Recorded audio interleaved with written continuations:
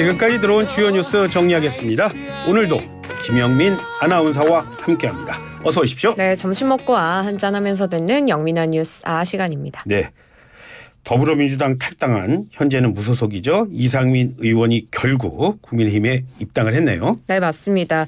대전 유성을의 지역구를 둔 5선의 이상민 의원 오늘 국민의힘에 입당했습니다. 오늘 오전 비상대책위원회 회의에서 이 의원에 대한 입당 환영식도 진행이 됐는데요. 이 의원은 앞서 들으셨겠지만 호랑이 잡으러 호랑이 굴에 들어온다라는 다부진 생각으로 입당하게 됐다라고 밝히면서 이 윤석열 정부가 성공하고 이후에 정권 재창출이 되기 위해서는 당장 이번 총선에서 국민의힘이 원내 1당이 돼야 하지 않겠느냐라고 포부를 밝혔습니다. 여기에 대해서 한동훈 비상대책위원장은 권력에 맞서는 것은 어렵고 큰 용기가 필요한데 자기 진영의 지지자들에게 맞서는 것은 더욱 어렵다라면서 이 의원의 고뇌와 용기 존경한다라고 이야기를 했습니다. 예. 이렇게 되면 이 의원은 2004년에는 열린우리당 소속으로 국회에 입성을 한 데 이어서 2008년 자유선진당, 2012년 민주통합당, 그리고 오늘 다시 한번 국민의힘으로 총 3번 당적을 옮기게 됐습니다. 네, 이 의원은 이렇게 당적 옮기기에 앞서서 국민의힘 한동훈 비상대책위원장입니다. 여러 번 만났다고요?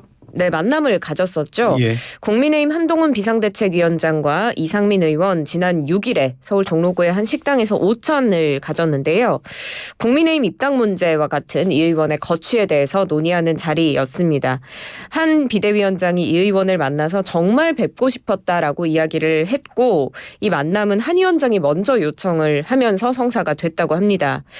이 의원이 오늘 이 한동훈 비대위원장에 대해서 이야기를 했는데 엊그제 한 위원장이 귀한 시간을 내주셔서 1시간 남짓 대화를 나눴는데 이때 공감을 넘어서 의기투합했다라고 이야기를 하면서 한 위원장을 만나보니 정치 초보가 아니라 오히려 자기가 많이 배웠다 이런 이야기를 하기도 했습니다.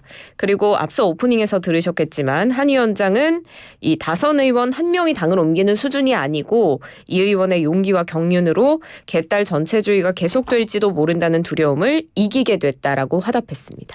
네, 만나기도 했고 또 문자로도 소통했다. 그래서 제가 아마 여러 번이라는 그런 표현을 네. 썼나 봅니다. 자, 민주당 의원들의 반응이 궁금합니다. 네, 민주당 당연히 이제 비판의 목소리가 나올 텐데요. 민주당의 권칠승 수석 대변인 오늘 이제 기자들과 만나서 지도부 차원에서 논의가 심각하게 있었던 건 아니라면서도 국민들이 이런 배신과 언어도단, 야합의 정치 행태에 대해서 엄중히 심판할 것이다 이렇게 비판했습니다. 네. 그리고 김용민 의원 자신의 소셜미디어에 이런 식으로 이런 생각으로 정치를 했으니 대선에서 민주당 승리가 아니라 아무나 이겨라로 대응했겠죠 라면서 이런 권력만 찾아다니는 철새 정치인은 철저하게 심판해야 한다. 철새 만남의 장, 국힘이 흥하겠다 이렇게 비판을 했습니다. 또 같은 당의 전용기 의원도 자신의 소셜미디어에 각 언론사에 요청하는 내용이 담겨 있는데요. 이 글을 보면 그간해온 차별금지법에 대한 입장을 물어봐달라라고 이야기를 합니다. 예. 아무래도 민주당 의원 시절에 이상민 의원이 차별금지법을 대표 발의하고 거기에 반대하는 국민의힘에 입당한 것이 모순이다라고 지적하는 것으로 보입니다. 네, 다음 소식 알아보겠습니다. 대통령실이 김건희 여사 일정 전당 관리하는 제2부속실 설치를 지금 추진하고 있다. 이런 말이 계속 나오네요. 맞습니다. 윤석열 정부 들어서 제2부속실 폐지됐는데 다시 그렇죠. 설치하기 예. 위한 검토에 지금 들어갔습니다. 대통령실 고위 관계자가 이번 주부터 이전 정권과 또 다른 나라의 운영 방식을 살펴보고 이후 조직의 규모와 역할, 인선까지 검토할 계획이라고 말하면서 이 제2부속실 부활이 가시화되고 있는 건데요. 대통령실은 지금 참모들의 설득 그리고 대통령의 결심이 있었기 때문에 제2부속실이 부활할 수 있었다고 설명하고 있습니다. 일각에서는 이 제2부속실 설치가 김건희 여사 특검법을 거부권 행사하고 나서 그 대안으로 나타나는 것 아니냐 이런 해석이 있는데 대통령실은 여기에 대해서는 선을 확실하게 긋는 모습입니다.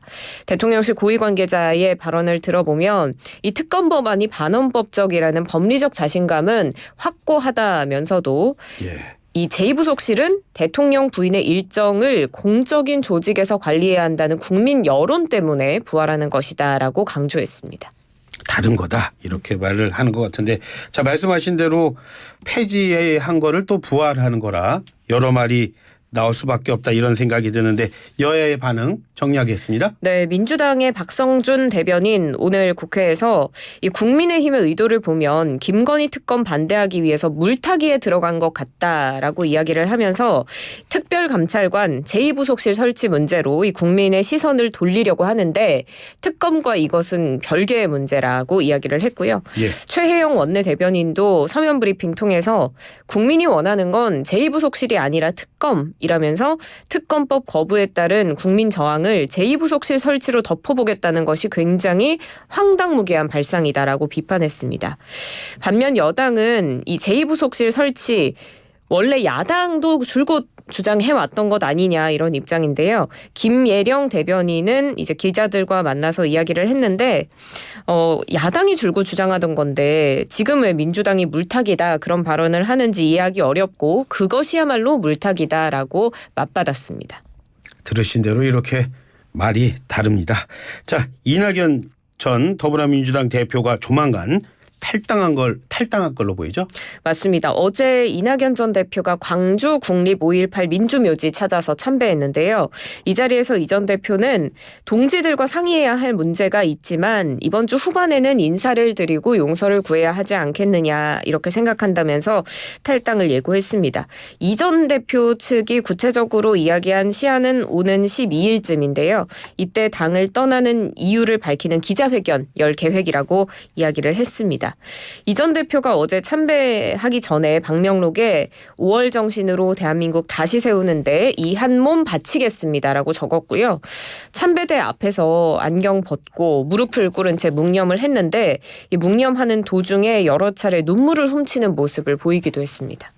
다른 신당과의 연대 가능성 얘기도 계속 있나 봐요. 네, 맞습니다.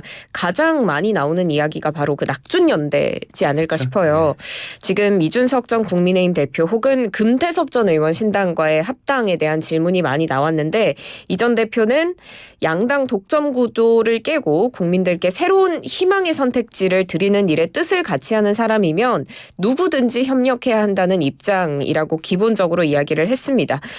반면 이 낙성 연대 여기에 대해서는 그 조언은 의도가 있는 것 같아서 받아들이기 싫다. 지금 그 논의를 먼저 꺼낼 단계는 아니라고 선을 그었습니다.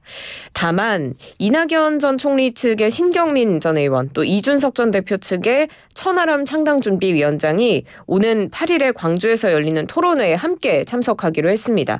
그래서 이 자리에서 이 두 측의 연대와 가능한 논의 가능성이 있지 않겠느냐 이런 해석도 조심스럽지만 나오고 있습니다. 네, 오늘 본다는 그런 얘기군요. 자, 그렇다면 비명계 모임입니다. 원칙과 상식은 지금 어떤 움직임 보이고 있습니까? 네, 민주당의 비명계 의원 모임 원칙과 상식 소속 의원 4명도 이르면 이번 주에 동반 탈당할 것으로 알려졌는데요. 내부 회의를 거친 뒤 오는 10일쯤 탈당 선언과 함께 제3지대 연합 플랫폼 구상 발표할 거라고 이야기를 했습니다. 지금 국민의힘 이준석 전 대표, 민주당 이낙연 전 대표, 또 금태섭 전 의원, 양양자 의원 이렇게 한 신당까지 하면 제3지대가 구성이 되는데 이 전체를 아우르는 구심점 역할을 하겠다는 거고요. 민주당의 분열이 가시화하는 모양새입니다. 네, 오늘도 수고하셨습니다. 고맙습니다. 고맙습니다. 네, 지금까지 김영민 아나운서와 함께했습니다.